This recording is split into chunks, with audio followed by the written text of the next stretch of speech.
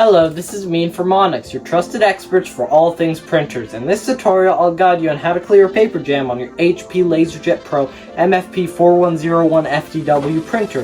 This printer has 4 possible locations where paper can get jammed: the output tray, the rear cover, the paper tray, and under the cartridge.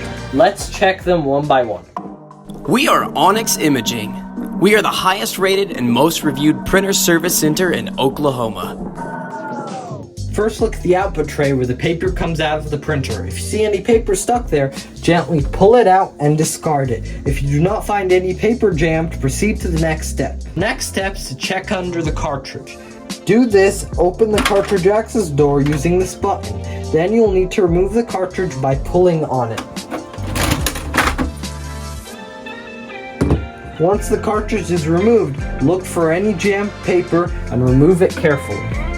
After clearing the jam, reinsert the cartridge and close the cartridge access door. Then check the rear cover at the back of the printer. To open the rear cover, use the handle on the back and pull it gently. Look for any paper that is stuck inside and pull it out. If you do not find any paper, proceed to the next step. Finally, check the paper tray at the bottom of the printer. Open it and look for any jammed paper. If you find any, remove them carefully and make sure the paper is loaded correctly. Then close the tray back into its place. Make sure to do this step last, as you could damage some parts pulling the paper out from here. That's it, you have successfully cleared your paper jam. Thank you for watching this video and have a great day.